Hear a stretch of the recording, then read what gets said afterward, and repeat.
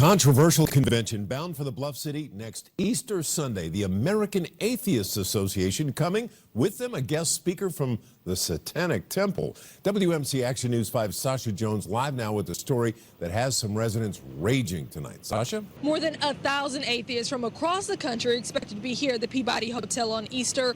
And many people believe that this is just a slap in the face to the people who do believe in God. The Peabody Hotel will be filled with more than just ducks this upcoming Easter. I don't think it's right. Atheists from across the country are flocking to Memphis and staying at the hotel on Resurrection Sunday. The American Atheist National Convention is being held at the hotel April 2nd through the 5th. It's kind of disrespectful to people who do believe. It's a battle with the demon. If it was easy, everyone would do it. Get out there on Christian Mingle, create a fake profile, and start trolling. No, I hope nobody has your back on this one. You sick bastard. We're practically NPR. We are not NPR, but we are Atheist Airwaves. Welcome to us. Your no-filter look at current news and issues facing atheists and the atheist community. I'm Jay Guerrero. I'm Courtney Creasy. I'm Rip Spence. And I'm Christian Ferris. You can find us on Facebook and Twitter by searching for Atheist Airwaves. We record live every Tuesday at 7:30 Central, so come on out and participate in our show. Our intro audio this week is from the Hysteria. Yes. Okay, before we get started. Yeah. Is this out of Arkansas? Like yeah, Little Rock? No. This is Memphis, Tennessee. Okay, it's the Peabody Hotel with the ducks and the thing that go... There's one of those in Little Rock, too. Is there? Yeah. Okay. I've been to the one in Memphis. Anyway, our intro audio this week, Jay, is from a hysteria-filled news report out of Memphis, Tennessee. Because, oh noes, over 1,000 atheists are going to be descending on their city next what is that, Easter. And there's totally not 1,000 atheists already in Tennessee. I was going to say, I did the math. There's like 600-something thousand people in Memphis. I'm sorry to break this to you guys, but there's like 20,000 minimum in your city right now stabbing Bibles and setting fire to your kids. In Memphis? In Memphis. Statistically, what's the population of Memphis? 600-something thousand. Really? Yeah. Interesting. Twice the size of Corpus, I guess. Wow. I didn't realize it was that big. That's what she said. So another guy that they talked to, it wasn't in the intro audio, but he was interviewed, and his comment was just weird, man. He said, quote, "Everything is about Christ is risen. You know, anything that comes against that, can't touch it." I'm like, what? I don't know either. You can't make sense of that. I mean, these are crazy people talking about crazy things. Don't try to make sense of it. So I was looking at like the guest speakers and the panels for the convention, and like there was like no events where they were sacrificing any animals, like I do at my Easter parties. Right. So wait, you have Easter parties where we sacrifice animals, like rabbits and ducks? Yeah, just whatever's available. Goats, small birds. Sure, why not? Cats. I'm looking at the cat. I'll sacrifice a cat any day. My cat participates in the sacrifice ceremony. Is it an anal sacrifice? So it's really That's pre-show stuff. Sorry. It's really, really bizarre to me that just existing drives them freaking crazy. I mean, atheists coming to a hotel and the news has to call the hotel for comment. It's not even like a Satanist gathering, like right. you would think would cause hysteria. Except there's a Satanist who's invited. Oh. So yeah, they're inviting Satan to Memphis. Yeah, that's right. So it's like, if anything, like atheists will always be third hated, over Muslims and Satanists. So at least we got that going. No, we're below Muslims. Oh, really? Yeah, oh yeah, for sure. We're below pedophiles, bro. It's sad but true. But this is a really interesting point because when we put up the billboards last year and formed the South Texas Coalition of Reason, and our billboard said, "Don't believe in God, you're not alone." Really, really tame. And one of the things when Fred Edwards, who's the executive director or the national coordinator or something of the United Coalition of Reason, said when he came down here was that when he envisioned that those billboards initially, I think it was PZ Myers, who we're going to be talking to next month, told him that's ridiculous. You need to be a little more in your face and confrontational.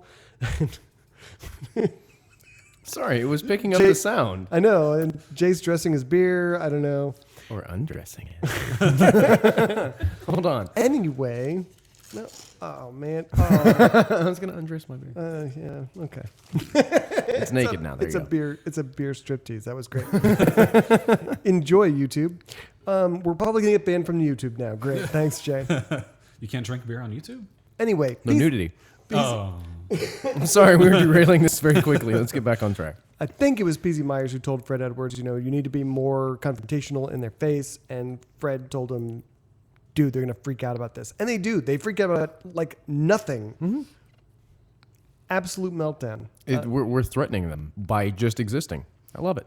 Yeah. Well, and it makes me really want to, approach American Atheists and get one of their more confrontational billboards in our town, because I just want to know what they're going to do. I mean, actually kill us?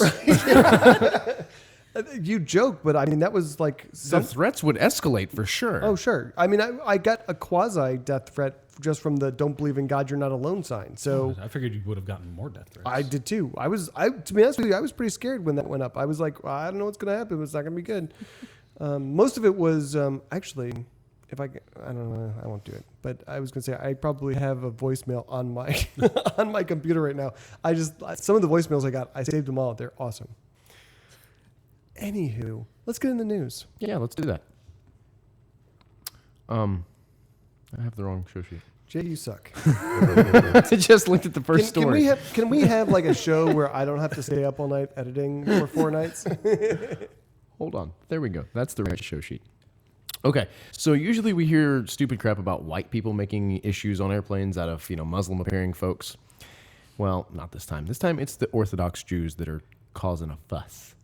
On an El Al flight, El Al, I guess is El Al. I don't know. Is that? It's like Spanish and Arabian. It's it's the Israeli airline. Anyway, it was filled with a bunch of Orthodox Jews on their way to some religious celebration. I don't know what the hell it was, but they delayed the flight because the Orthodox Jews, the super like hardline Jewish folks, are really really not cool with dudes sitting next to women. They're pro segregation when it comes to sexes. Even when they did manage to get the airplane airborne, they were still causing a ruckus because they were standing in the aisles. Yeah, so one of the passengers described this as an 11-hour nightmare. Yeah. So first they got on the plane and they're making a ruckus because they don't want to sit next to any women, which is ridiculous. They were actually trying to pay women to move. Yeah, they were offering them money to get to change seats so that they didn't have to sit next to them. I'm kind of okay with that. If like religious people will pay me not to piss them off, you can run a pretty good business. That's a good point. Especially for us. I mean, that would be a good business. You can like haggle the amount of time that you will not, piss them off. And then come back 20 minutes later, be like, I need $100, or else I'm going to get right back to it. I'm willing to put up an $8,000 billboard. You're going to have to pay me at least 10 to not. But and then we just run newspaper ads. But I like that a lot of women were like, no, screw you. That is what I would say. I would hope all of them were like, no, screw you. I don't know. It depends on how much money they were offering. That's true. Everyone has a price. My integrity's for sale. But probably these guys, I mean, if these guys had that much money, they'd probably charter a flight and just avoid this whole thing. So anyway. I'm going to just skip over the low-hanging fruit racial joke here just for you. I appreciate that. I still have to edit out the fact that you're doing that. But so maybe you could just do that silently next time. No, I'm going to draw attention to the fact that I'm kowtowing to your silliness. All right, I appreciate that. You're going to have to edit that too. So it seems like it would have been worth the money because then they wouldn't have had to sit next to an asshole. An asshole? And, yeah. And they would have gotten paid for it. And so I don't know because so I was in Washington D.C. this weekend and there's always some. I mean, I was on 4 planes this week. And there's always some asshole who is like, I'm going to take over your armrest. And I was like, no, you're not. And I'm going to be totally uncomfortable, but I'm going to be right up next. We're snuggling, motherfucker. We are snuggling the whole way to Washington, D.C. You should just, next time you have to do this, make sure you're really stinky. Don't shower for like 3 days. So I'm just saying, like, I would want to be next to this asshole, and I would be like pressing up against him. And okay, so these Orthodox Jews, they're the ones with the earlocks, right? Yeah. Am I the only one who thinks it would be funny to watch a plane full of Orthodox Jews with their earlocks and I'm a little? afraid of where this is going. I know. I'm just going to have to edit this out. No, So no, why no, are we even- no. The little vents blowing their earlocks all over the place. Would that not be funny to watch? No. I think it would be hysterical. It's so stupid. It's dumb. But So anyway, when they were eventually wrangled into their seats, which for me, I would just kick them off the damn flight. You're causing a problem. Get the F off. You're done. But apparently they negotiated a truce. in midair. The plane takes off, and the second it gets up in the air, they all get out of their seats so they don't have to sit next to women. And they're blocking the aisles. No one can get the bathroom. Is that like the equivalent of like a peaceful sit-in? It's kind of. It's like a stand-in. I don't know. But it seems like if I'm the pilot, I'm like wiggling the stick and like Sorry, turbulence. Gotta turn the seatbelt sign on back again. Everyone sit the fuck down. Now, Student Ghetto was saying that they could have just put on their hula hoop roofs and then would have been able to sit next to women if they wanted. Maybe. I mean, hula hoop might be a little bit big for the seat. Maybe they could have like halos. Well, they're already being ostentatious enough. You might as well have the big hula hoop. Can't hurt nothing. Your friend David is lamenting the fact that you're skipping the racist joke. So just so you know. Oh wait, hold on. Did you just me- refer to him as my friend? Yes. To me, this is forcing other people to abide by their freaking religion. It is. And I mean this. I mean this from the bottom of my heart. Your religion is stupid. And what? I can't stress enough how much I believe this and want you to know. Thank you for your depth of wisdom. I spent many years thinking about this, and I finally come to the conclusion. Your religion is stupid. It's The Book of Christian. It's harmful. It's dumb. To you, it's harmful. To everyone around you, it's harmful. I fully support the idea that these people should be able to practice their religion freely, but not if they are Infringing on other people's crap. Making other people live by the tenets of their stupid religion. Your religion is stupid. Keep it to yourself. Leave everyone else alone. Deconvert or change the rules. You people change the rules of you cherry pick all the time. Cherry pick this. Cherry pick this. That's it. You okay, buddy? It's going to be you're going to have to restrain me by the end of this show because I'm so Somebody give me pissed some about it. rope. I'm going to tie his ass to the chair. Just get it over with now. Sorry. I'll get my S&M equipment out of bed. He's not kidding. Okay.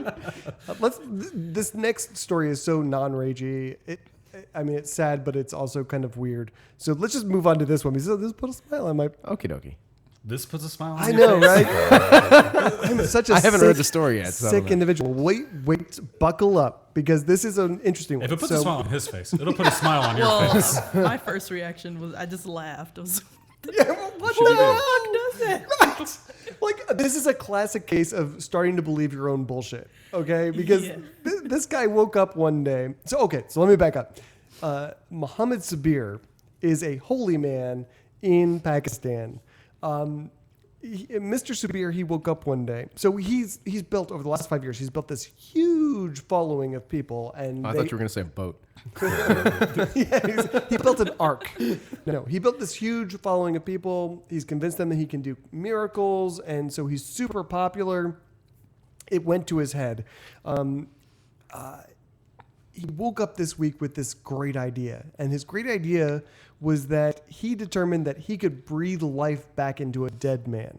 Okay? And damn it, he was going to do it. And he wasn't going to do it the smart way, because the smart way would have been like, going to the morgue or the hospital and making some grieving family's day. No.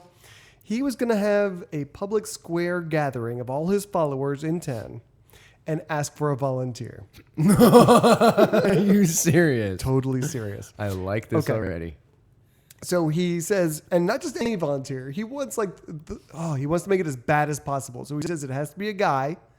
The guy has to be married, and he has to have kids. The person who has the most to lose, that's who I want up here. And the volunteer had like 6 children. 6 kids. Yeah, this guy had 6 Did children. they kill him? Yes. Nice. So let me get, We're let me get getting to that part. All right. So This overly credulous Muslim, Muhammad Niaz, stood up immediately and was like, dude, that's me. I've got 6 kids and a wife. Let's do this. So he goes up. So here's the first warning sign. They tie him up. They put him on an altar or something. They tie him up. And they're like, okay, this is just normal procedure for when I'm breathing life back into you. When I'm about to kill people. Right. This is my kill scene. I have all the paper up. Okay, so at this point, Mr. Subir takes out a knife, and the only rational person in the crowd calls the cops because they're like, this is messed up. Because here's the thing. God does miracles on people who have colds or cancer, things that are cured. God hates amputees. He never cures amputees, and he never cures people who have their throat slit, which is what Subir did to this guy. Nice. Cut his throat, and while he's bleeding out, cops are on the way, and so Mr. Subir starts saying words over him and hocus pocus, alama, bam, and nothing's happening. And after a while, he realizes nothing's happening. He hears the sirens in the background, and so he's like, time for me to go. Sounds like a lack of faith if you ask me. You should have stuck to it. It could have worked. Yeah, right. If he had just, stayed a little there. bit longer. Allah was just like, oh. He was testing him. This is like Jackass Extreme Muslims edition. What the hell? So Mr. Subir takes off, but the crowd is like, "Oh hell no! You just killed this dude. He's got 6 kids." And they chase him and they hold him down until the police came. But they were probably all like, "Yeah, we expect that it's gonna work. Great, good stuff." And then they realize it doesn't. And then I guess they were like, "Oh wait, he's a fraud." But the wife still thinks he's the greatest guy ever. And his sister. His sister was asked by local reporters if she was upset that her brother was dead. And she said, quote, "Why should I mourn when I know that my brother is in heaven?" This is how you know this is a mental illness. Yes. Yeah. You just allowed someone to kill your wife or your husband or brother, and you're happy about it. And he wasn't a douchebag. He might have been a douchebag. Yeah, maybe but that's the deal. Right? Maybe it was just one big con. Right? Not only was she happy that her brother was dead and with Allah, but she didn't think that Mr. Subir should be prosecuted for it. She said that he did volunteer. Well, that's what she says. She said if he's stupid enough to volunteer. She's my new favorite person. Right. No, she didn't say that. Damn but it. she did say that her brother volunteered and, so He knew the it was risks. her Did he sign a waiver? No, no waiver. But he didn't sign up to be They killed. don't have He's contract law over there. He did sign up to be killed and then brought back to life. So, the contract was broken. And that's a verbal contract, and that's binding. Is it over there? I don't know what they're I don't know what they're doing. doing. I don't know. Over here it would be. So I wonder why he didn't try something easier, like maybe just stopping the guy's heart. that's what I'm saying. It's like There's no like one cut the comes guy's back from finger. having No, your... he slits his throat. That's Yeah, I'm just saying, you just hold your hand over his mouth and nose, and then oh look, he's not breathing. CPR, and That's a miracle. Yeah. I think he saw an episode of the Zombie Razor Killer People or whatever the hell that was we talked about months ago. I think he saw that, and this is what spawned the idea. Well, except that they did it the right way. They went to the morgue. you know? I mean, he's an idiot. Yeah, I just don't. But this is this guy. I think he must have really believed that he could do this. Well, what I thought of was the notorious VIG commandment number 4 is never get high on your own supply, and that really seems what this guy did. It's like, this is the greatest shit ever. He's like, I'm not going to use any props or any actors. I'm just going to whole hog the whole thing. He could have Houdini'd it. I mean, he could have had someone set up in the crowd, and the fake blood and all that. No. Well, he was known for performing miracles. So, I mean, he must have been doing tricks okay, not that. He must have been performing illusions for crowds. And, I mean, just at what point are you so crazy that you start believing that your illusions are real and that, your God is real? You lie to yourself enough, you start believing them. And unless he was putting a pencil in water and be like, look, it's broken, but when I pull it out, it's still the same. Shaking it, it's like, ooh, look, it's a rubber now. And everyone in backstage is like, wow, look at this guy do. Holy cow. Nice. I can see how that puts a smile on your face. Okay, let's go to torture. Because I'm going to play the audio for this. I was going to say what? Torture? Yeah. What torture story? Okay, do you want the story first or the audio first? Well, let's do the story first. Okay. And then we'll torture everyone with the audio. Awesome. So I finally, enjoyed the audio. Did you really? my roommate came and told me about it. He's like, dude, it kind of made me interested. Like, I didn't feel included, but I kind of want to hear more. All right. Let's get to the story. We'll play the audio, and then everyone can make their own judgments about whether this is annoying. We have to listen to at least 2 verses because I was kind of like with you at first. I was like, oh, okay. It's very repetitive. Yes. Yeah. Okay. And that's when I anyway, started killing myself. What we're talking about is the yard sale, the great yard sale. We finally get our yard sale and invocations, which is kind of what we thought was going to happen. This one it has that invoke-y feel. The Escambia, Florida County Board of County Commissioners is where this guy got his day in court or whatever. The pagan, he's the guy who's been trying to get the slot for the invocation at the school commissioners meetings. He finally got his wish at this particular board of Well, he's been names. trying to get in front of the school board, Yeah. and they won't let him, but he found someone who will Right, take it. right. Yeah. He got to invoke the guardians of the whatever, and the sing-songy creepy the invocation. north, Let's listen to it. different Okay, cardinal we're going to listen directions. to it? All right, let me bring it up here. All right. We're going to listen to this until someone's ears bleed. Hail, guardians of the watchtower of the east, powers of air, we invoke and call you. Golden eagle of the dawn, star seeker, whirlwind, rising sun, come. By the air that is her breath, send forth your light. Be here now. Hail, guardians of the watchtowers of the Are you submitting? I'm submitting. I'm done. He doesn't. Okay, realistically, he doesn't have a horrible voice. He can pull it off. No, he's a good singer. It does kind of make me wish like the chicks from The Craft were there. Or anyone but this guy. So what really cracked me up this week, though, is because I put this in the topic sheet. Jay didn't notice it. And he came across this by himself. And he was like, oh, dude, look at this video. And no one's freaking out. I'm like, it's already in the topic sheet because someone freaked out. As usual, I saw a thing and went, hey, Christian, check this out. And didn't do my research. 'Cause I just use you to do all my research for me. It works that way. Yeah. So I use you. Commissioner Wilson Robertson walked out as this guy got up to do his prayer. I love his reasoning. Which having heard his prayer was not an entirely bad move. That's true. He says that people may not realize it, but when we invite someone, a minister to pray, they are praying for the county commissioners for us to make a wise decision. And I'm just not going to have a pagan or Satanistic minister pray for me. You know what? Guess what?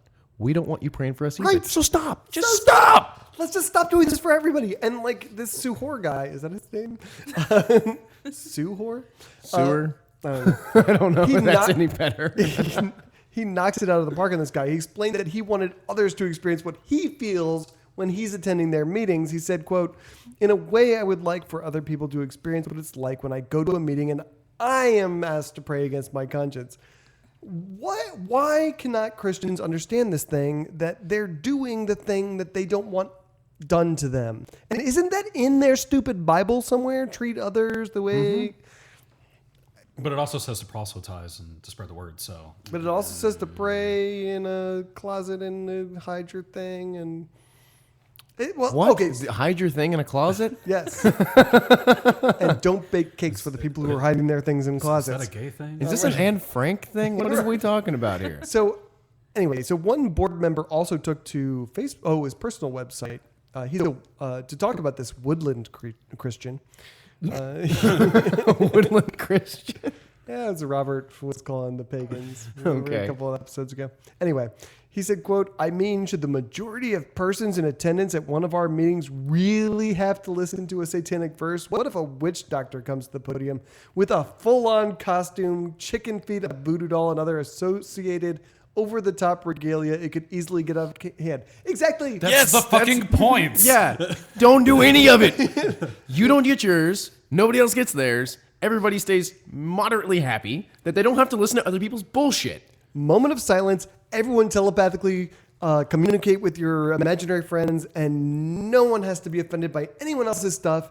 Everyone gets to be respected. It's awesome. If you have to listen to something, put your earbuds in. And you can still be projecting your prayer to your council member so they can do a better job if it makes you feel better. You can still be in your head going, I kind of want to pray. Like, I want to create a prayer that involves throwing heavy things at people. That guy even had a whole dance routine with this thing. Yeah, he was all like, I am not a crook. I don't know what he had going on here. But there was a little Karate Kid kind of thing to it. I don't know. He was a weird guy. I don't know. I never got into any of that when I was studying and practicing pagan stuff. I hated it and I loved it. I hated the prayer because it was stupid, but I loved it because it was exactly what it needs to be happening to really showcase just how ridiculous things can start getting. Yep. So he just said that his goal was to eliminate altogether the invocations and to substitute a moment of silence. He said, I think they should not be offering a prayer or sponsoring a prayer of any particular religion. Instead, I think they should have a more inclusive moment of silence, which allows anyone to pray according to their own conscience, which I think obviously we would all agree. And I don't ever want to hear that guy sing again. That's my big thing. We invoke and call everybody's dogging on him. It's not that bad. It is bad. It is not that bad. It's really not that bad. Oh my God. I wanted to tear my eyes out after listening to that for about a minute. Really? What was so bad about it for you? It's just so repetitive, and maybe if you had like a accompanying band, maybe it would have it was a little too brought it up long. a little bit. But it wasn't bad. Yeah. But I mean, it's not. It was not torturous for me. Like I said, I was fine with it at the beginning. I was like, okay, fine. He's got a good voice. He's singing. But then after about a minute, I'm like, oh my God, kill me. I would rather them do a rosary. Really? Yes. Wow. I mean, I would much prefer that. Oh, maybe we should do it at karaoke at some point. We bring them. You think we bring them the backing track? The karaoke people they've already said that they don't want us there because they don't agree with our atheism. So who? The Barton? Yeah. Really? Yeah, we got an email. But they're smart enough not to try and do anything because it would sue the hell out of you guys. We got to keep going. Yeah, I'm gonna start showing up. I know. The thing is, I have a connection to the owner. Do you really? Through a person. Who knows a guy? Who knows a guy?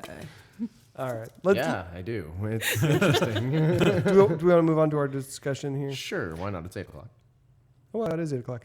Okay. So last week, this dude whose name is Kevin Davis, I don't know who the hell he is, but he wrote a piece called "If Atheists Want to Change Perceptions, Then They Need to Stop Acting Like This," which is basically he's saying taking shots at sarcastic, taking sarcastic shots at theists. I think I know some people who do that. Yeah, I was going to say, basically he's talking about us. Well, I mean, what this guy was really getting at was internet comments and the comment sections of trolls. articles. And it's, I don't know, it's like, I'm not I don't know anybody who does that. It just seems like I seriously doubt every single atheist is, an internet troll that does all these things. I mean, there's plenty of, theists that go and say retarded stuff about.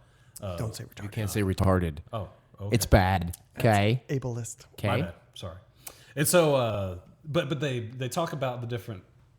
When you have theists that talk about abortion clinics and was it Muslims and stuff, and they say all these bad and awful things on anonymous forums, it just seems not like a relevant argument to make.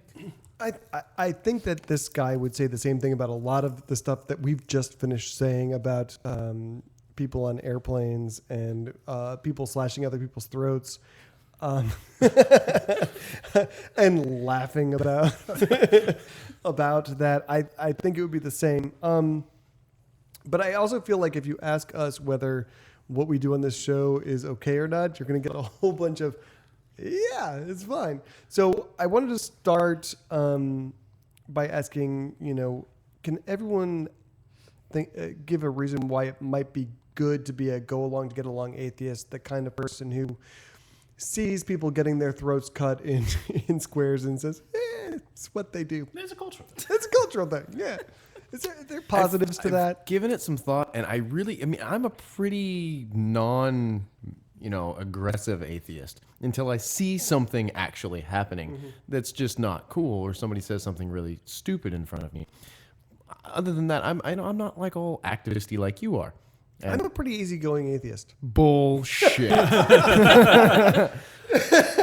even coming from that end of the spectrum, I really can't come up with a good reason where anyone who's an atheist and sees something like somebody getting their throat slit, or even someone being, what's the word? Damn it, I hate it when I forget words. Someone being bad. No. Sexy. Mean. No, someone being oppressed for their religion or their lack thereof, or by religion, to not say something. I can't come up with a good reason for it, because I don't think there is a good reason to not jump in there. I think I can make his point. But Courtney, do you have any thoughts about? Nah, I think he's referring more to what they would call keyboard warriors, people who. I don't know. I wouldn't. Keyboard warriors unite. Keyboard warriors. Go. I fight in person too, just so you know. Which is the only reason it's tolerable for me. There's video of this, so maybe I'll post that. Video of you being kissed too. Yeah, it's the same video. Okay. What? Oh, so everything was resolved. I see at the end. Well, in the end, it was a little different.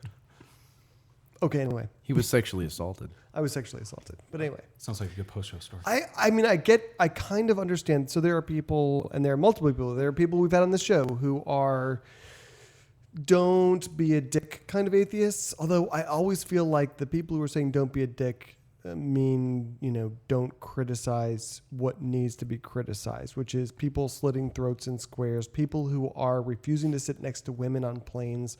This deserves active criticism. And I don't think, we had a big discussion this week in Corpus Christi Atheists about racism and Islamophobia. And it is not racist to criticize Islam. However, there are a lot of racist things you can say when you are criticizing Islam. Very true. Yeah. So, but saying, hey, you probably shouldn't be slitting some dude's throat in the middle of the square, not one of them. And if you are not saying something about that, you're a douchebag. Let me tell the story about what kind of, not even kind of, let me tell you the story about what brought on this article for this guy. So, because this is a story we would have covered anyway on this show. Yes. So there's a church, and they're baptizing a baby, probably 1 year old, something like that. So toddler, but not big toddler. They're in the church. A kid is supposed to be watching the baby, gets distracted. The baby goes into the baptismal font and drowns. Meat spoiled. So that is an example of the kind of internet comments. Comment that this guy is upset about because he says it makes atheists look bad. And now I'm kind of seeing his point. You're welcome. But I mean, I probably wouldn't have said that. Well, but I mean, it's ironic. I mean, you're there for God, and where the frack was your God?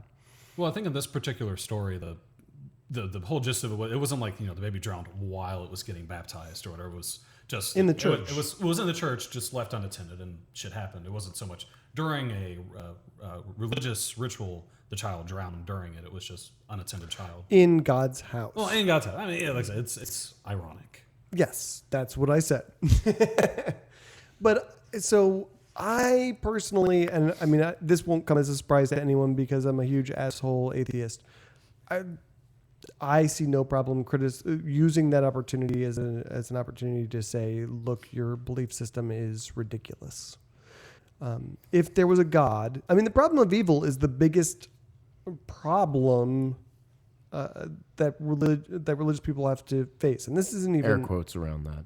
Yeah. Just for the listeners. Yeah. Well, sure. Oh my God, our chat room is exactly what this guy was talking about. Please do share. Jacob Gossip 5 says pickled baby. So okay, maybe this guy's right. We should just move on.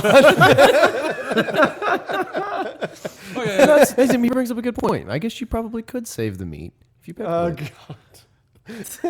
I mean, I see the irony. It's like it's God's house. He should like have like a special eye on his places of worship. And If God saves people, and these people think he does, this is the place. It's a baby in his house. Maybe the baby was like Hitler reborn, and he was doing humanity a favor. Maybe the baby was a real dick. maybe God didn't baby-proof his church. Yeah, well, and I was having a conversation, and someone actually brought that up. It's like, this is the reason this happened was, this was God's message to the church to say, hey, you should put like a fence around that. Maybe people should watch their kids. Right? Let me kill this baby just so you realize how important it is to me that you child-proof your church. I mean, it's not like he hasn't done shit like that before. God's an asshole. He's He'll done kill people. worse. He's done worse. Tech Leslie in the chat room says, God needed another angel. I swear to God, that was an actual comment made by someone at this church. Does someone have a baseball bat That's my and a mom's plane catchphrase. ticket? Really? Okay. Yeah. So I'm just like, I swear to God, if my kid ever died and someone said that to me, it would be over for that person. God would have another goddamn angel. I witnessed my mother say that to someone after they lost their little sister. Oh my God. And I'm standing there like, oh, not the best thing to say. Come on, Mom. Yeah, I've heard of it, like, Mom, get in the it's car. God damn it. It's like, oh, God needed another warrior for his army to defeat Satan or whatever. It's like, Oh my God, that's even worse. That's worse. This is why people shouldn't have kids. You're obviously not going to take care of them. You're going to let them drown in a pool of water that's like a foot deep. I mean, come on, really? Watch your damn kids. Yeah. Yeah. Well, it doesn't take long though. I mean, it really doesn't. To drown a baby? Yeah, 20 seconds. Unless Jay's timed it many times. Unless the sister that was supposed to be watching the baby is actually Hitler reborn. And she... Yes. We need to start looking through the records of this church, see how many babies they've killed. That's what I'm thinking. Maybe. I think it's never really mind. It's really crappy that they did that to that little girl, that they gave a little girl the responsibility for looking after a baby, and now she has to deal with that. Well, the girl wasn't even 10 yet, was she? No, she was like 9, yeah. I'm like, that's not okay. You don't know. That's You not at least okay. tie them together. Right. Make them both drown. Yeah, everyone sounds like a go. Two birds with one stone. So I would argue, so I understand that being an outspoken atheist will turn off a lot of people. But as we were discussing earlier in the show, they're outraged if I even fucking exist. If I go to a goddamn hotel, they're pissed. There is nothing I can do. And you know what? We have Tombstone to Dead Man for our outro music. Calm down, No. homeboy. And he will say, in that song, he says the same thing. It's like, they're not going to be nicer to you because you're a nice person. They fucking hate you. They hate you for just being an atheist. It doesn't matter what you say or don't say. You cannot appease these people. They really pissed in your Wheaties this week. They did. I don't know. When I think about like, oh, should we be mean or not? I mean, if it depends on, the form. Like, no one's going to convert anybody with a fucking Facebook message. Like, that's not going to happen.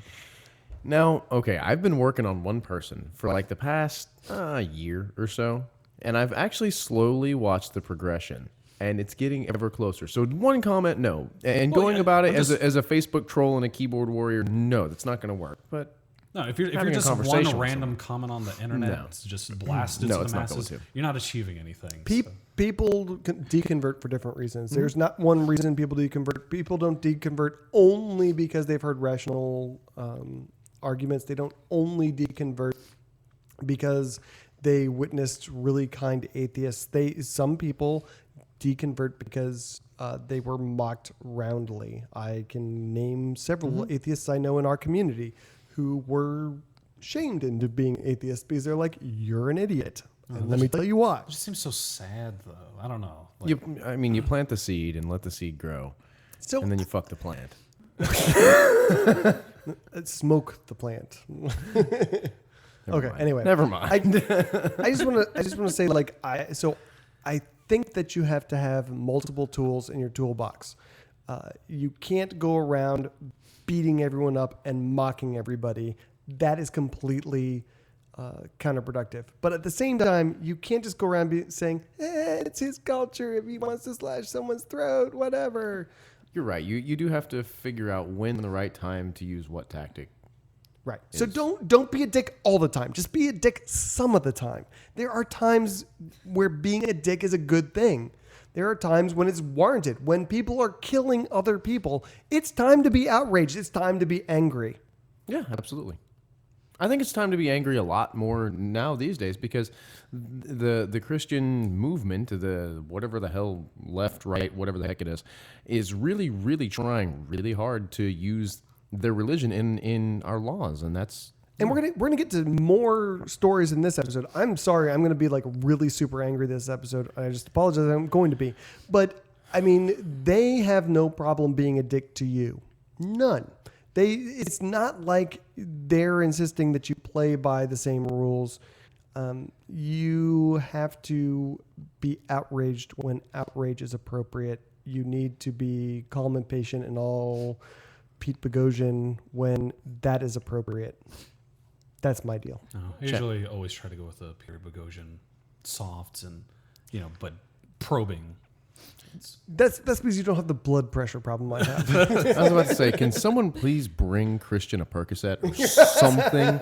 Like his vein is starting to throb, and it's only gonna. It's only gonna get worse from here. It really is. Okay, so Corpus Christi Atheist meets every Sunday, 5:30 p.m. We're gonna be at B&J's this weekend, SPID east of Airline. If you don't know where that is, visit ccatheist.com for a list of our local events. If you're interested in connecting with any of our affiliates in the greater area, southtexascor.com. Let me speak that a little more clearly. southtexascor.com. And you can find our sister organizations there. Hook up with them down in the valley or other places. F the valley. I generally do. That's what Sorry, it's gonna be. I'm gonna be grumpy Christian today. Sorry. Anyway, so let's move on to another story. This one's a little bit weird. I didn't ever expect to hear this angle. Swinging for Jesus. And I don't mean like on the playground. Although yeah, you never know. Christians. So a bodybuilding couple fed up with quote unquote regular swingers decided to start their own website for swingers into fitness for God. They after finding Jesus in jail, like any good alcoholic / drug addict does. That's what Jesus is at. Exactly. He was in jail for driving under the influence. For his 10th one. 10th one? I didn't 10th one. He should have. What he said is he should have gone away for 10 years. They gave him 10 months. And that he took because that, Jesus. Yeah, he took that as a sign from God, and he built a 40-foot cross in his yard and decided to start preaching the word of God to all his swinger friends. Maybe they only gave him 10 months because he slept with the judge's wife or something. Ooh, I didn't think about that angle. Maybe or so. let the judge sleep with his wife, more likely. Perhaps. Or both. Or maybe he slept with the judge. I was going to say the judge could be a woman, or he could be gay. Let's not be heteronormative. Let's not judge. Yeah, let's not. Oh, okay, let's judge. judge. That's her job. That's her job. That's her job. So he figures that, and at one point during this whole video, he says something to the effect of, if swingers are sinners, then why not go where the sinners are to preach the word of God and sin with them? I think he was trying to be facetious because he was swinging beforehand anyway.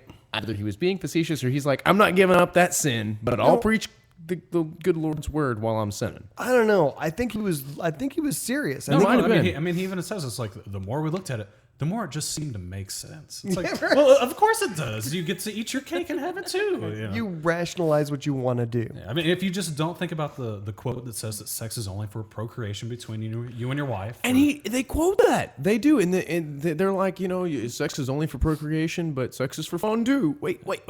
Well, and sex is also for your extra wives and your slaves and your daughters and your conquered Did you guys heathens. read the comments on that article? I didn't. Oh my God. They were hilarious. Do tell, because a bunch of crazy Christians. They're going to hell. This is a sin. Oh man, Nobody was like, "You're going to hell," but can we hook up first? What was that website? No, they created a website for this. They built their own website because they were tired of regular swingers. What was it again? I don't know. Like fitness swingers or something. I have no idea. Yeah, I think that was it. I don't know. I mean, I guess different strokes. Well, maybe that's the wrong way to say that. Well, I think they wanted a more fitness-based one, and it just so happens that whenever they sleep with other couples, they also just talk about God. Yeah, apparently they have like a meeting beforehand where apparently, according to the video, they chill on the couch and they swap back and forth, but sitting next to each other's wives and rubbing their legs and boobs or whatever. But they have a gentle discussion about religion first, and then they walk off to sex and Jesus. Then they walk off to the bedroom. I wonder if they think it's like wrong if like they have a boner while they're talking about it. Like, is it like some sort of like shame that comes along with that? There's usually some sort of religious shame. They have Jesus condoms on. What if they have a priest standing by afterwards? They can just confess. Yeah. Oh, I just banged this other guy's wife. Yeah, I know the whole coveting thing, right? Fuck me. Well, it's not coveting anymore if they give it to you, right? Right. Well, you want it for a second, and then, or for like 3 minutes or less, and then you're like disinterested again. So you coveted her for the time it took for you to have her, and then you still violated one of the 10 Commandments. They totally never. They didn't want it. It was they were doing it for Jesus. Right. Jesus wants me to nail this chick. I wonder if the priest afterwards like baptizes them, like they do babies, where they just sprinkle water on their head, but it's really just their jizz or whatever. Oh, go on. I'm usually the one who takes it there. Thank you for going there when I wasn't prepared to. I have no idea where you just went. That's like some sort of weird bukkake. I don't even know. Baptism or whatever. Oh my God. I really hate that has to be the show title. I really hate that I can't edit this out now. It's like, but I mean, sex sells, and this is going to be one of the most listened to episodes because it's got Bukkake in the title. You sick bastard. Fist, my friend. That was excellent. So I've got a suggestion for these people. They should try this out. They like sex. You should just like sex. You should have sex. If you and your wife are cool with other people's husbands and wives, just do that. You don't need the religion that, and I'm telling you right now, your religion is stupid. But your religion says what you're doing is wrong. So instead of like this cognitive dissonance bullshit, just nail the people you want to nail. It's all consensual. It's okay. As long as there's consent, nail the people you want to nail. You just gave me a great idea for the continuing. I don't want any of your good ideas. Bukkake baptism was so fucking perfect for the party we're having. I'm interested in this party. That's gonna be. Can I be the priest? I'm all right. Well, I figured there's got to be multiple priests now. I was gonna be the priest. Yeah, it's gonna be good. I'll tell you that in post show. Anyway. Oh man, there are people in the chat room who are like upset because they walked away from the from the stream for a minute and they came back to, oh my God, it was hilarious. Although I don't know if it was hilarious. Oh, it was great.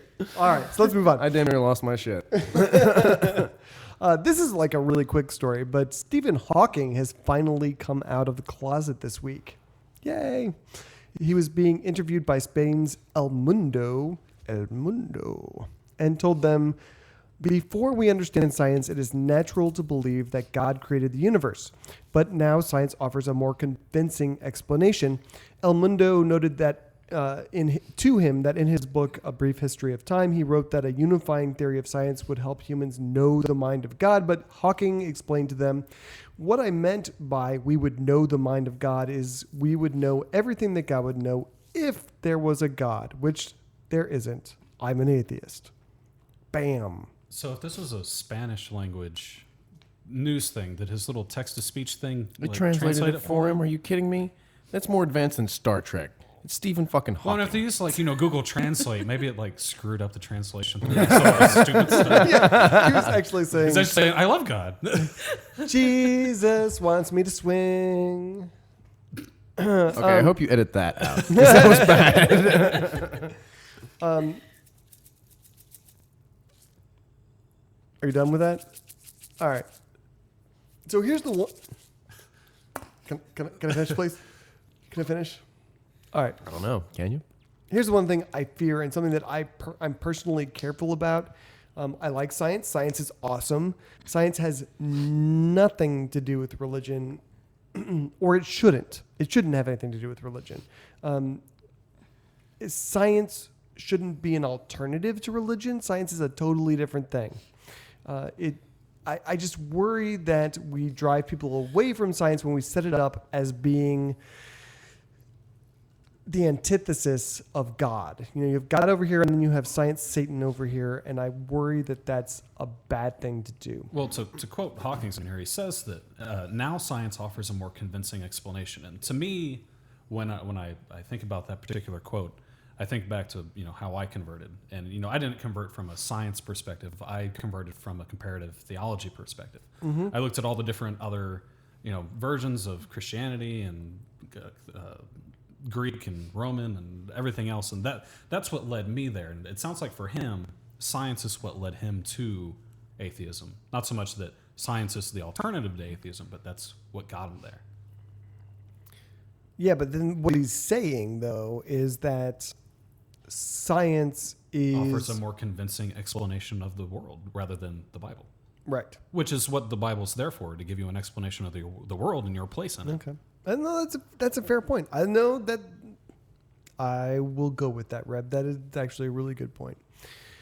Well done. I am suitably humbled because I think you're right. I think that science is there to explain the world, and it's the best tool we have for understanding the world we live in. And religion is probably one of the worst, but it is designed to do the same thing.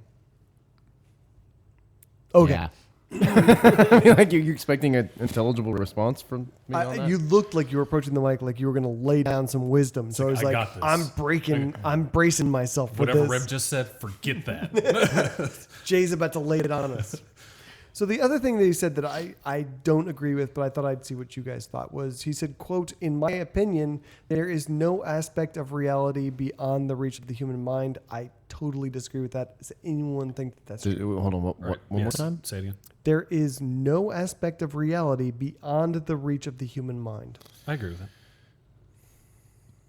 Let me digest that for a second. Okay, you digest it. I'm going to argue with Rhett. Now, we may not, be able to grasp it right now, but I think in time, assuming we had infinite time to eventually, suss through all these mysteries of the universe, I think eventually the human mind could come to at least have an understanding of everything that occurs in the universe, for the most part.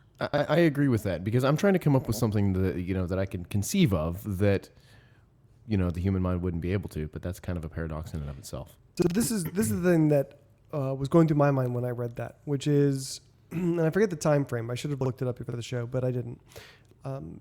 If humanity arose a few billion years in the future, I'm making that number up, we would be so far away from other objects in the universe that we would never be able to detect them. We would never know that we were part of a huge universe. Well, given infinite time to go and develop faster than light technology so that we could go and discover those kind of things. So it's not saying that we will actually discover everything in the universe. It's just that we technically possibly could, but it may not be likely, but it is within our capabilities. I think the human mind and the prowess that we have displayed over the centuries and that we've developed over the centuries is such that it can break down very complex things into such smaller things and more comprehensible comprehensible things that I don't think there's anything within reality, physics-based things, you know, with regard to time travel and crap like that. If it's something that can be done, I do believe that the human mind will be able to harness and understand it, given enough time to probably not a single human mind, but sure. many minds coming together to solve the problem. Yeah. Sure. And, you know, people standing on the shoulders of giants and whatnot. I'm convinced again. I admit defeat. So I have... It's too easy. Okay. Okay, so let's try this one on, because here's another one that I disagree with. The other thing he said in this interview, which I don't believe, is that, quote, with the American accent that he has through his little voice box, I've had far more success with women. Does Does anyone think that foreigners find American accents sexy? Hawking said that? I didn't realize this voice changer thing was. I want to see him mac on chicks. He's British, and his voice box is all like, "I am Stephen Hawking, and I'm totally American." Did he ever have like a normal speaking voice? Oh yeah. He's got ALS, so okay. I didn't know what it was degenerative. He used whatever he had. Yeah, there's a movie coming out. You should go watch it. Yeah, he was fully capable of doing all human things until a certain age. The last movie I watched turned me away from movies for at least another 5 years. Sorry. Is anyone in the chat room or anyone here want to say that do you know or think that foreigners? You were kind of dating someone from the UK, British chick, yeah. Yes, no. American accents, is that a thing?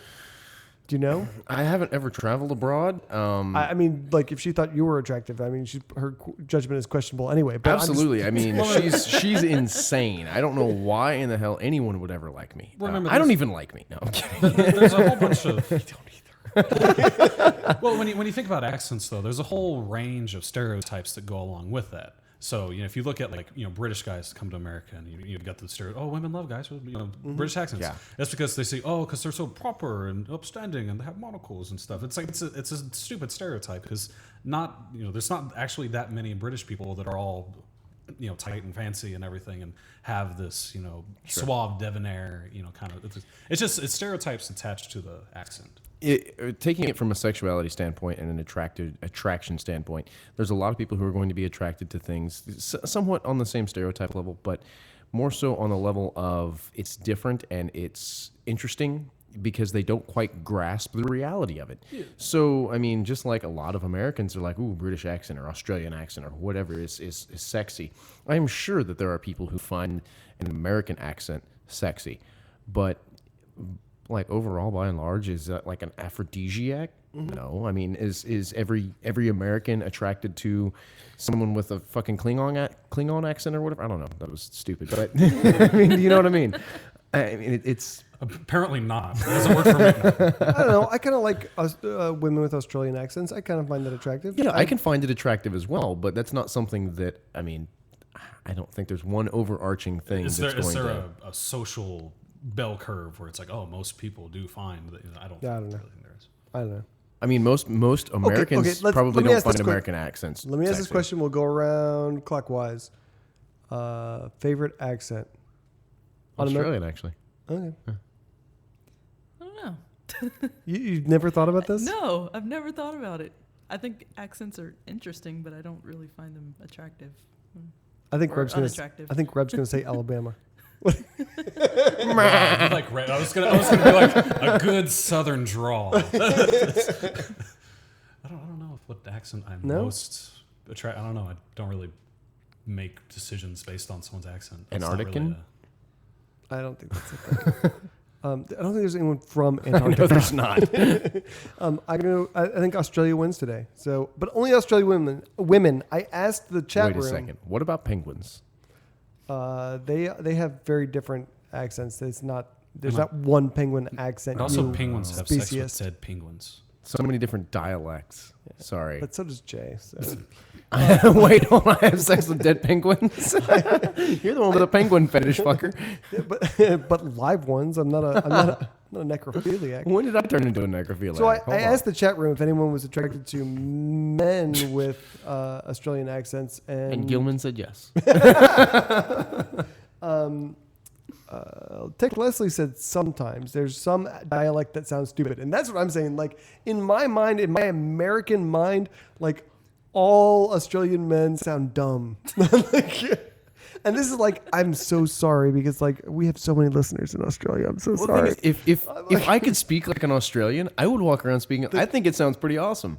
I know, but the caricature in my head. I mean, it's not a reflection of reality. It's a reflection of Crocodile Dundee in my head. What accent is Barney Frank? Barney Frank lisp. Whatever that is, that I think is the most unattractive. Wait, hold on. Who the hell is Barney Frank? He's the gay atheist senator or ex-senator. Yeah, former senator. I don't know who that is. But I like it's really like he's a really smart guy, but listening to him talk is like so tedious. Like a Cockney accent just drives me up the wall. Yeah, okay, I can get that. Jacob Gossip 5 says he likes Brazilian accents. Oh, and then he says, and by accents he means butts. Yeah.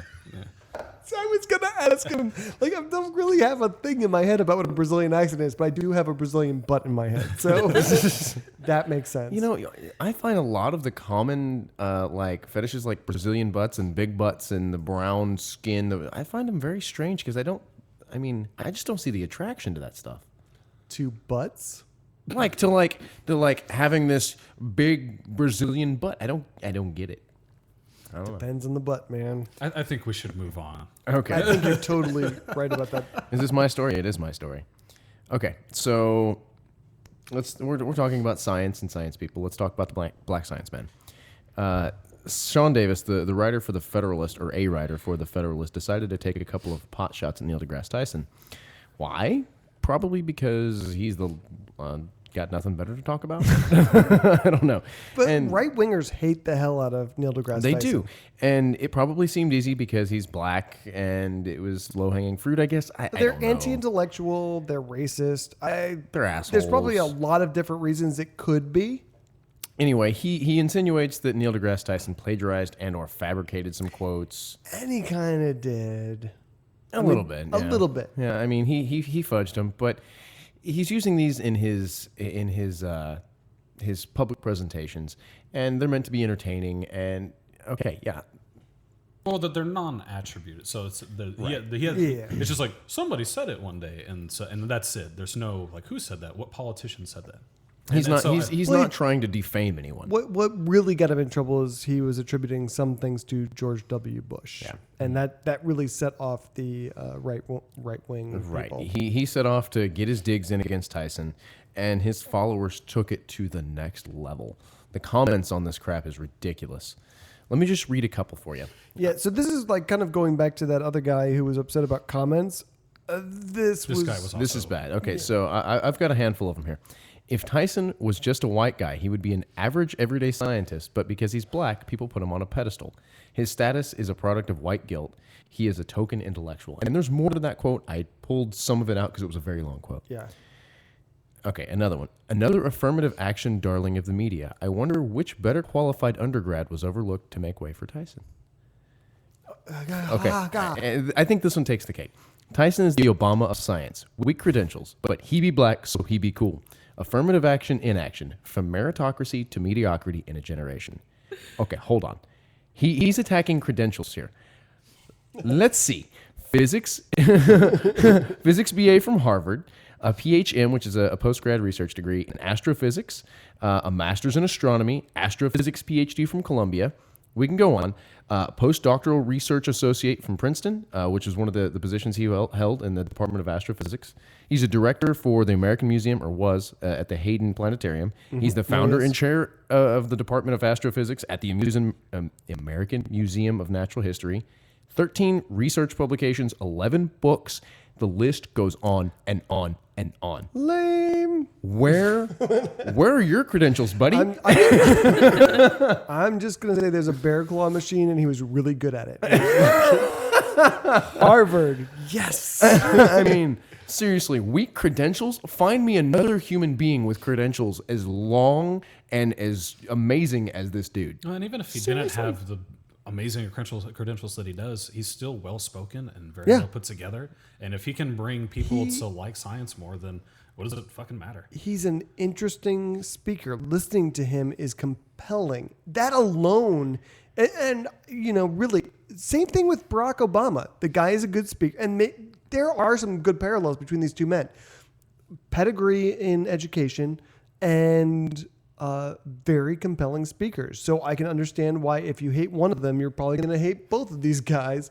But it makes what they're saying makes no sense. Let me just, as you're speaking about his amazing ability to speak, one of the other quotes, Neil comes off as just a bit brighter than the average guy. He's articulate and clean, if you get my drift, and doesn't speak with an accent unless he wants to. Therefore, whites would find him non-threatening. That's the same Obama bullshit. It is. It totally is. That's like he lifted that from Joe Biden, who got Harry Reid is what he said. It was a Harry Reid defense. I think that was Joe Biden who called him clean and articulate, wasn't it? I don't know. It's just that's what the vice president. Yeah. What in 2008? I think it was him. Maybe I'm wrong. I don't know.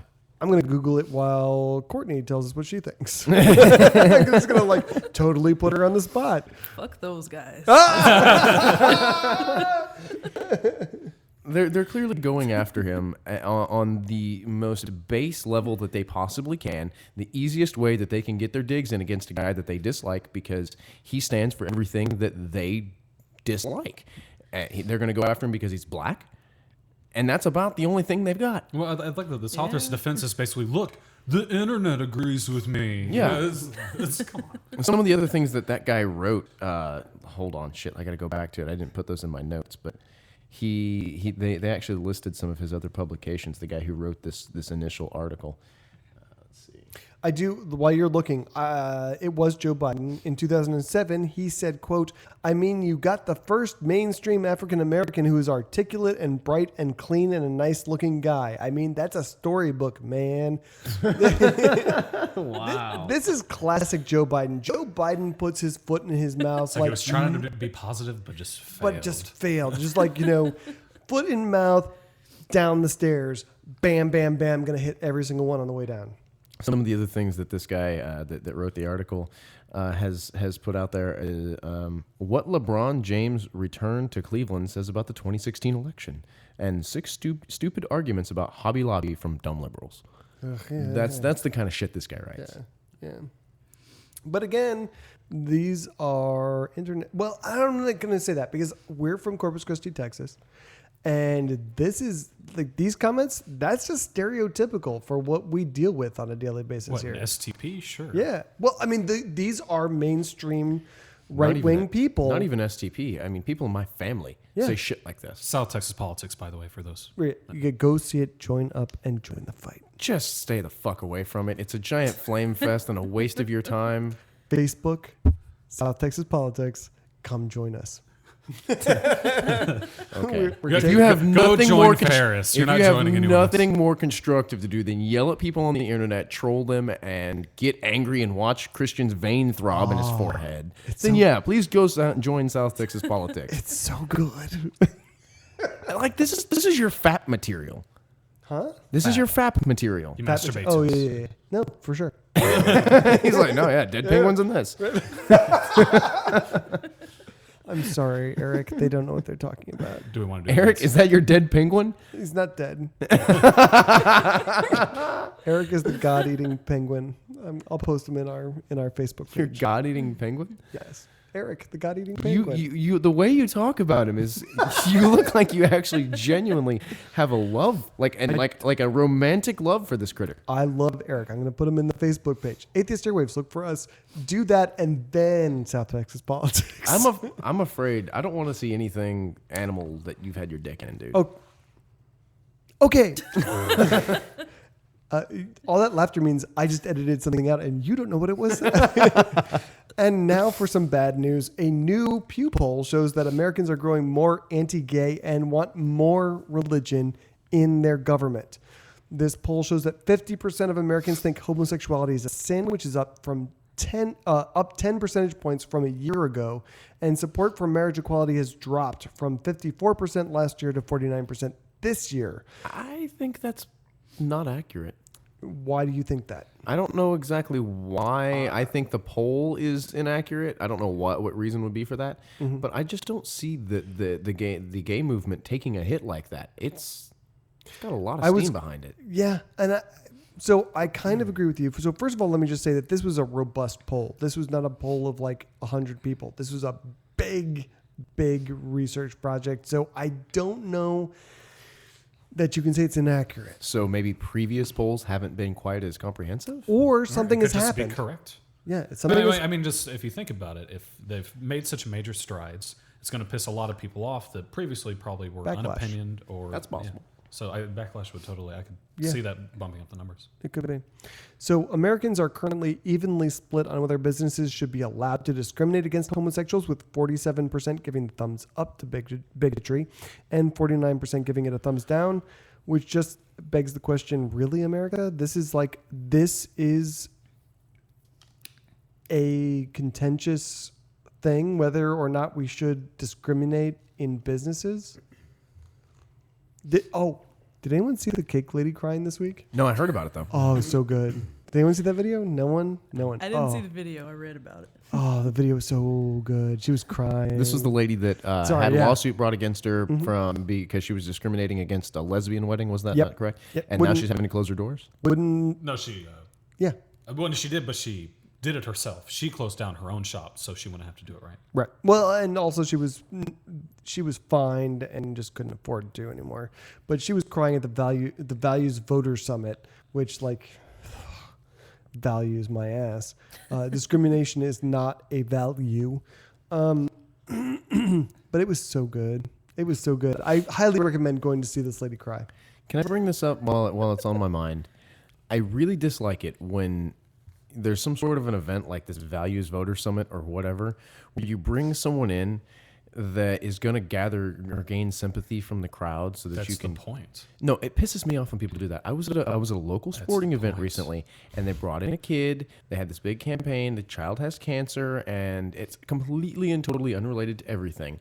Mm-hmm. And they gather sympathy from the crowd and try and get donations and all that. It really irks my taters when people do that. It pisses me off. Quit playing on people's emotions. Yeah, I mean, it's manipulative, but I mean, if it's manipulative in a good cause, I don't know. I mean, babies with cancer isn't a good cause. Well, if it's to raise money for the treatment, it's one child. It's one child. No. You're raising money for a lot of children. No, this particular one was raising money for that one kid. Fucking kid. Well, I mean, if it's your kid. And the kid couldn't sing. They let it sing the national anthem. They let it. Oh my God, dude. If it's your kid, I mean, that's a big deal. I'm just saying. I don't have a kid, and I'm sure it is a big deal for them. I know for a fact I don't. And you saw me get kicked in the nuts. You have any idea how many more times that's happened prior to that? I have an idea based on what your ex was saying about that. American. All right. Well, let me just say. Hold on. What my ex was saying about that? Yes. I missed that. She was saying that you enjoy that. That's like a thing you do.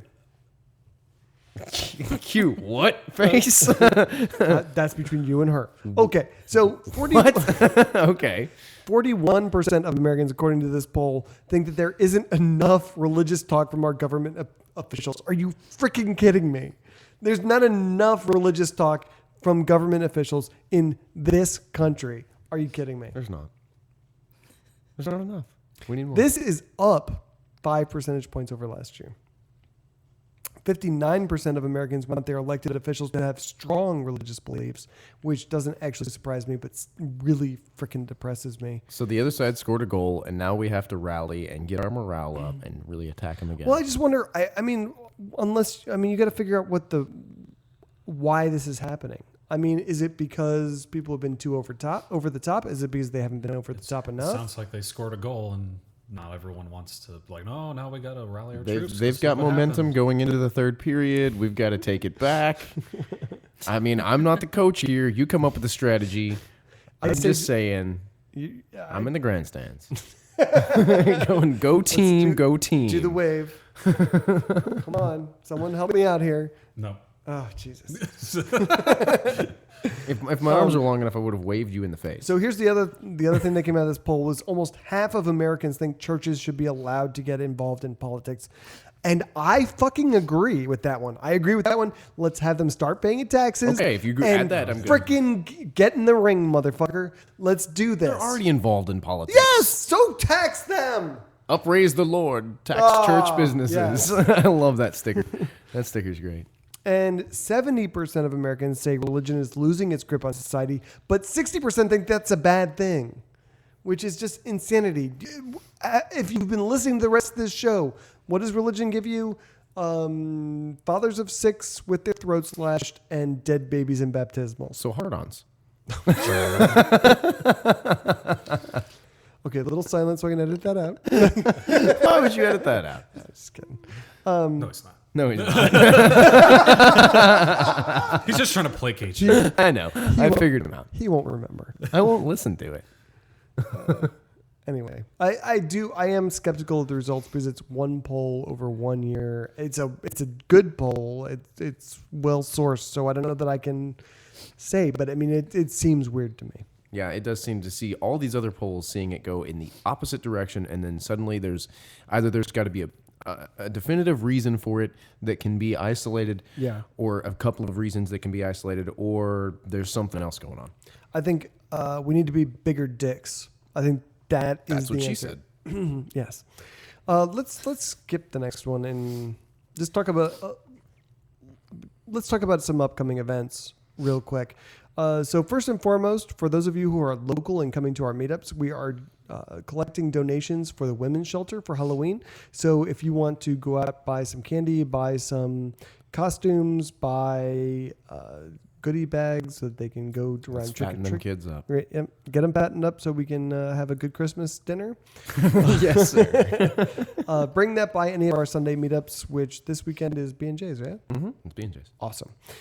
November 8th, we are going out to build a new playground for a playground. That would be the opposite of what the atheists would want to create at the Science Museum, but we're actually going to be going out and erecting a new playground at the Corpus Christi Museum of Science and History. So please join us at that. And October 11th, we're going to be doing Expedition 2, and we're going to skip right by whether Christian has set up the donation thing for all the thing, because he has not. But is that like actually gonna For those of you, happen? I mean, for those of you participating in Expedition, we're not going to have a fundraiser. Oh, we're going to do it.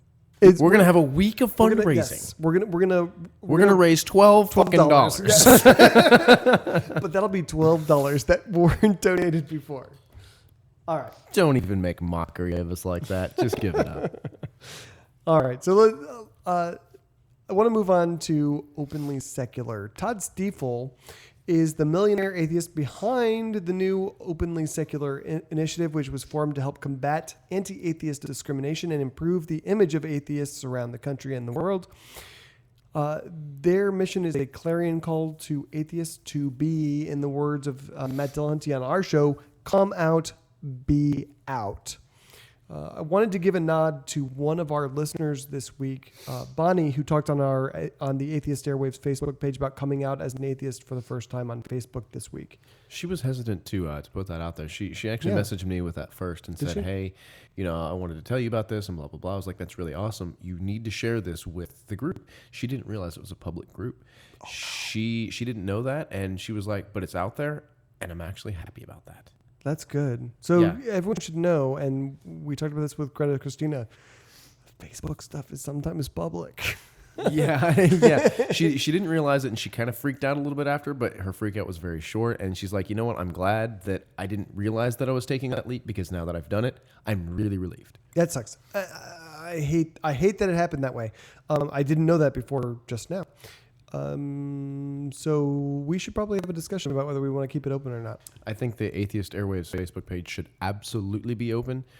Maybe we should just make sure people know. understand that. Yeah. Okay. Maybe I'll pin a post then. And I apologize if that has happened to anyone. We are all about coming out, being out, and so I don't. In the end, this was a really good thing. I'm happy that it was positive. She feels really good about it. The unfortunate reality is sometimes it doesn't turn out positive. Yeah, that's true. Yes.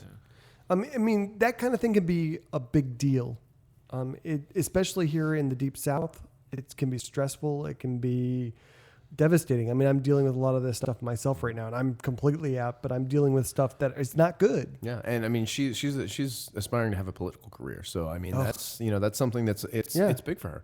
Yeah, I mean that can be a problem, especially down here. I mean, crap. Having heard that, holy crap! I want to thank you, Bonnie, for coming out, being out, and being unafraid. Well, I don't know if you're unafraid, but being bold enough to just do it. Because I mean, when I first came out down here, anyway, it was a big deal. Yeah. I mean, I was afraid. Absolutely. So that's normal. I hope it went better than expected. So one of the things that Openly Secular does is promote when it doesn't go well, so that people know what can and does happen to atheists in our culture. One story that was highlighted was from a few months ago when a 6-year-old daughter of an atheist was actually assaulted on a school bus after telling another student that she didn't believe in God. This other student actually spit on her in addition to hitting and kicking her, and the other students were cheering this on. How old were they? 6. Wow. And that's the age my son is right now. The parents in this case talked to the parents of the Christian child who beat the crap out of their kid, and they said it was going to happen, but it happened again 3 days later on the playground. And they had to take their kid out of that school. I think they should lock the kid up, file assault charges. It's a joke. No, I'm not. I mean, how are you gonna punish a 6-year-old for carrying out his parents' beliefs? You are going to punish them because the parents will have to step in. Okay, I agree. The punishment should be issued, but Well, can't the parents lock be 'em up, punished dude. for like truancy issues? Truancy and How is that truancy? Well, I'm just saying, but if they can punish a parent for truancy issues, couldn't they also punish the parents for violence? That's a good point. issues? Well, I don't know if That's they a can good point. punish the parents, but you can punish the child and make it hurt the parents. No, I mean because they can literally take the parents of a truant child to jail if they don't get their kid to school. That's true.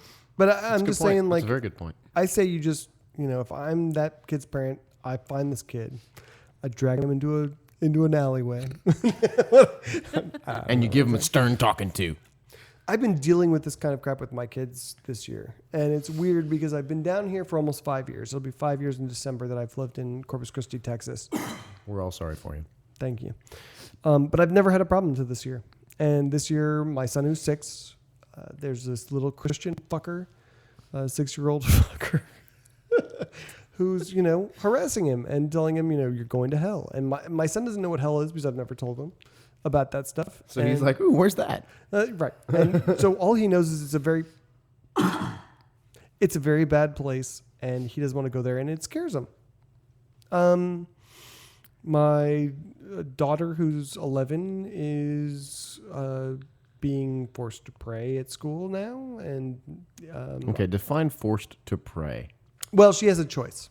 So she can either pray with her Team. or she can go sit on the bench and make a spectacle of herself, and then just hope and pray that they don't spit on her, kick her, punch her, beat her up on the playground, beat her up on the bus. She doesn't go to the bus, but whatever. Have you considered action against the school? I already did it. No, I mean like personal, like talking to an official. Well, here's the thing. So this is the dilemma I'm in, and I probably shouldn't even be talking about it here. Because show. No, I'm going to talk about it here because I just finished telling Bonnie it's cool. Be out, come out, be out.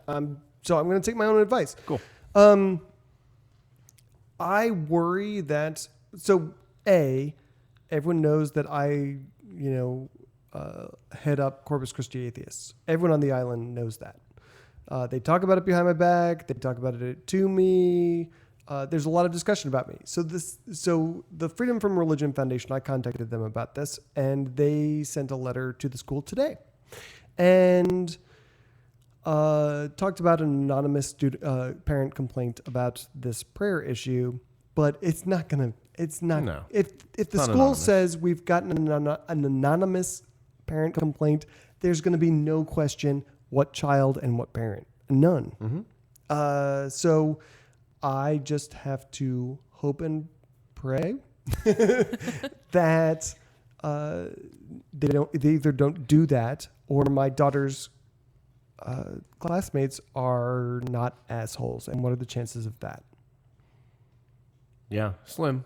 Very slim. To none. Well, that and what is it? The coaches are also participating in Mm-hmm. the Oh, prayers as yeah. well. And it was even worse the second week. The first week was bad enough. The second week, the coach. So here's the really weird thing last week is that the public school coach was the one pushing the prayer. The Catholic school guy was like, I don't even really care. We can skip this. And she's like, no. And she was like trying to get one of the other public school kids to participate. And the kid was like, no, I don't want to do it. And so eventually the Catholic school guy was like, fine, I'll find one of our Catholic kids will do it. Right. It was pressed by the public school. Yeah. Well, I don't like kids, and yours are included in that. However, you got my support if something needs to happen. I don't mean it in a bad way. What the I hell mean does like that protesting or whatever. If anyone's missing, we know who did it. No, that's you're right. We do. It's Gilman. Gilman did it. Jay knows a couple guys. Get your alibis in line. No. It is freaking ridiculous that I have to worry about the well-being of my child. My child loves school, which is freaking alien to me, but it's wonderful and loves sports. And turns out she's actually good at it, which surprises me about my child. Yeah, but looking at you. Right? It's ridiculous that I have to worry about this. It's absolutely ridiculous that they can't just follow the goddamn law. Mm-hmm. It's easy. It's easy to know what's legal and what's not legal. I mean, it's super easy. I don't have a degree. I didn't go to school for this stuff. I just know it. You know, I hate fundraising and all that stuff, but if it comes down to a legal battle, let's do it. Well, the Freedom from Religion Foundation hopefully will help me out if that comes into that. I really hope that they'll just do the right thing and they won't mess with my daughter or expose my daughter to danger. Or they'll just punish the whole team and shut the whole thing down. I think that's the most likely scenario. And if they do that, I'm coming for their basketball program. I swear to God, I'm never stopping. I'm going to every freaking sporting event, and there will be no sports at this school ever. I'm okay with that. Fat kids, great. Okay, so two quick things. I'm sorry I digressed so badly. First, FFRF.org, Freedom from Religion Foundation. Be a member if you can. It's like $40 a year. If you can't do that, if you can spare $1, give it to us at patreon.com/Atheist Airwaves. But if you have $2, give them $1. Just please do it. I mean, they're helping me right now. They have helped many people in Texas, in Corpus Christi, atheists around this country. Please, please, please go support them. We talk about them every freaking week. We suck their dick incessantly. Seriously. Andrew Seidel, the guy who wrote the letter today was Sam Grover. He's freaking awesome. That letter was amazing, even though it gave me an ulcer. Do that. Second thing is openly secular, openlysecular.org. Their vision includes this statement, quote, "We envision a world where there are no social costs for being secular, where families and communities remain whole when some members have moved away from religion or supernaturalism. We promote the values of acceptance, reason, and love." That is a good vision. If you're out, thank you. Hashtag them, write a status, tweet, make a video, put it out there on Openly Secular. Be out. Come out, be out. If you're not out, consider coming out and being openly secular. If you need support, please look for our Facebook page. Just search for Atheist Airwaves. It's currently open, so or Corpus Christi Atheists. Or Corpus Christi Atheists, although that's really one way. And if you come to meetups, then you can join our secret group that is completely and totally not public. As long as you're not an MRA.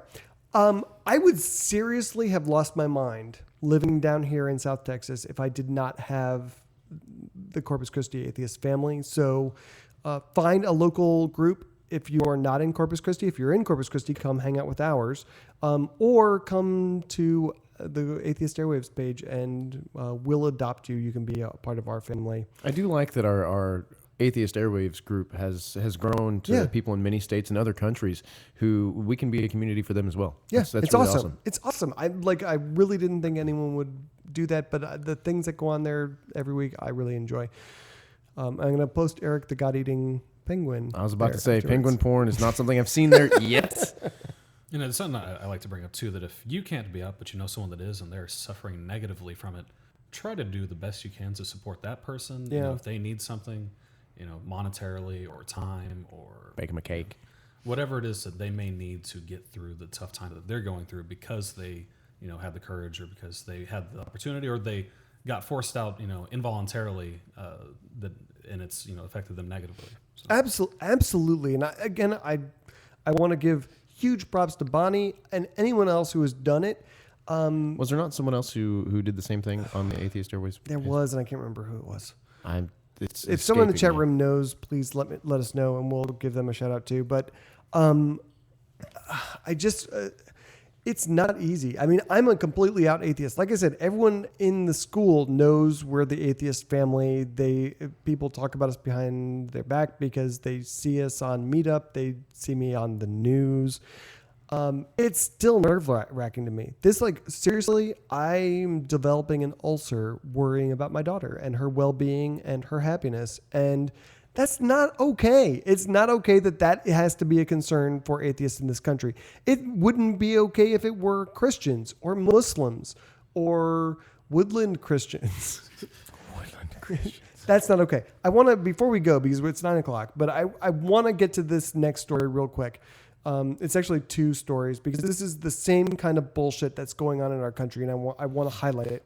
A 9th grader at Right Choices Alternative School in South Carolina is an atheist, and as such wants to exercise his right to sit quietly during the pledge and neither recite it nor stand for it.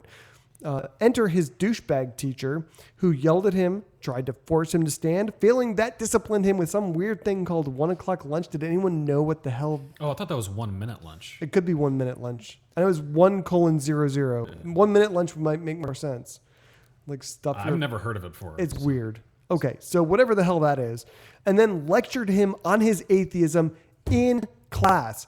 Now let's make this a story about a frickin' Christian. And how fast would the frickin' torches and the pitchforks come out if there's some atheist teacher lecturing this Christian kid about how stupid, and your religion is stupid, how stupid his religion is in front of all the other kids? How fast would that happen? Right. Pretty quick. It would be frickin' blood in the streets if that happened. Yep. Now come to me and tell me that my kid doesn't deserve the same damn respect your kid does. I feel like not standing for the pledge, far more patriotic than standing for it. Mm-hmm. Criticizing your country, far more patriotic than just saying my country, right or wrong, love it or leave it. Well, that was the reason America exists in the first place, because we didn't agree with what was occurring to us from overseas. Those were the limeys, man, and they weren't Americans. I don't know. So as if that wasn't bad enough, I'm just going to blow through this. In North Dakota, this happened to a first grader this week. Only this student was physically lifted out of their chair by this angry Christian teacher. The parents complained, and their concerns were dismissed by both the teacher and the principal, whose name is Daniel Anderson. He's a douchebag. And then they decided that the student would have to stand outside in the frickin' hallway while everyone else did the fucking Pledge of Allegiance. Wow. So, really, let's make a spectacle of the atheist kid. You go stand over here. Everyone take note of the kid you want to spit on and beat to hell during recess. Everyone look at this guy. This has been settled law since the 1940s in this country. This is illegal. You cannot ostracize children in a public school this way. This is what they're doing to my daughter. This is what these other kids are doing to my son. It's not okay. The school then obtained legal advice, and the lawyers did the usual, holy shit, oh my God, what did you assholes do? And had to back the hell up, and the school backed down super quick. Mm-hmm. Yeah, got to give them props for at least that much. At listening to their lawyers. For doing the least amount that they could possibly. It's literally the least they could do. Let's give them an award. No, nobody found that funny. No, screw you all. I just want to step back for just a second. It was Victor Meyer. Who? The other person I was referring to. I don't remember which on the Atheist. I'm sorry, on the Atheist Airwaves Facebook page. I said I've had to keep my thoughts silent for a good week or two to make people feel comfortable. Listening to this podcast just makes my anger fade away because you all share my concerns. La la la la la. You said a bunch of stuff I'm not going to go read through. Thank you, and also thanks to everyone for just being you, not hiding behind a mask, for being so open. Thank you. So I'm going to edit out his last name because I don't know if he wants you to. Well, I mean, it's public anyway. It's a public thing, but I mean, I got you. I hear you. Okay, so we should not live in a world where 6-year-olds have to be activists. A 6-year-old should be focused on learning, should be focused on having a good time at school. They should not be focused on defending their rights. It's another kind of bullying, but I think this one was not necessarily far worse, but equally as bad as any other kind of bullying. Yeah, at my daughter's school, they actually make 4- and 5-year-olds stand up and recite. Yeah. And the Texas Pledge. The Texas Pledge too. It's indoctrination. It's propaganda. I it's saw bullshit. my daughter's teacher actually, stand up. She grabs this kid's hand, and most mornings I stay in there until the bell rings. So I'll just stand there with my daughter and hold her hand or talk to her or whatever. But nothing says freedom and liberty like compulsory loyalty. It's super creepy because I've experienced exactly what Courtney is talking about. So my daughter's also in Girl Scouts. My son can't be in Boy Scouts, but my daughter's in Girl Scouts because they're an awesome organization. And when they will at meetings do the pledge, and the kids are so used to it that they'll say the Pledge of Allegiance. All the adults will stop. I mean, I'm not saying it, but all the adults will stop saying it, and they'll go straight into the Texas Pledge, which also has under God in it. And all the adults will look at each other like, oh my God, what is this? Mm-hmm. And then a lot of times they'll go straight into the Star Spangled Banner after that. Mm-hmm. And I'm just like, I mean, they're programmed. They're programmed to do it, and that's what they do. It is programming. It's indoctrination, and it's just setting the stage for them to follow this path. Yeah, I want to be clear. I like this country. I don't agree with everything this country does, but I like living here. I would leave if I could. I'm just kidding. But it is crazy that 6-year-olds have to be out atheists. I mean, it's dumb. It's super dumb. Mm-hmm. But I will say this, and then we can end the show, that being crazy out is so easy a 6-year-old can do it. So if a 6-year-old can do it, you can do it. It's not as easy as I'm making it sound right now, but think about it. It's beneficial, and it's not as bad as you can help us, you can help your kids, you can help my kids. So consider it. Come out, be openly secular, openlysecular.org. I don't get any money for that. Let's shut it down and go to post show. Yeah, on a low really note. bummed. Well, I'm sorry. I'm like so pissed off. I know you are. weekend. It's okay. But if you'd like to give us money, feel free. Patreon.com/Atheist Airwaves. Thank you for listening to Atheist Airwaves. We're sponsored by Corpus Christi Atheists and the South Texas Coalition of Reason. If you'd like to compliment, complain, make a suggestion, give us money, God at atheistairwaves.com. Thanks to Tombstone to Deadman again for our outro music. Look for him on Facebook. Bye, guys. Come out, be out, rage. See ya.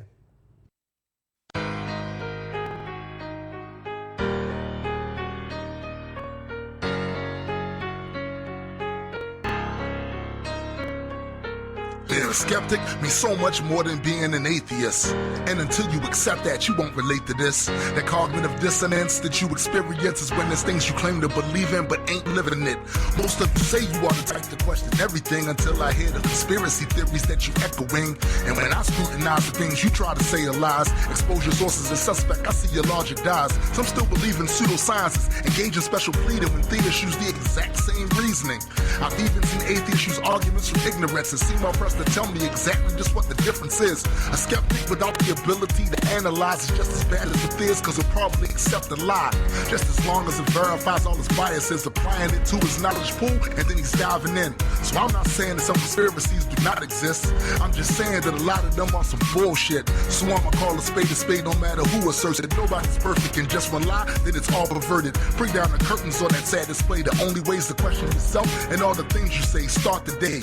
And maybe we can rise above and be examples for others to emulate, and that's the way we win this battle.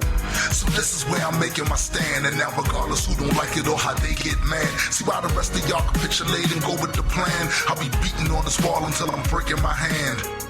So listen while I state official policy. No matter how I'm threatened with hell, then never silence me. I know that you don't see this as imperative, but I refuse to lose and let the stupid frame the narrative.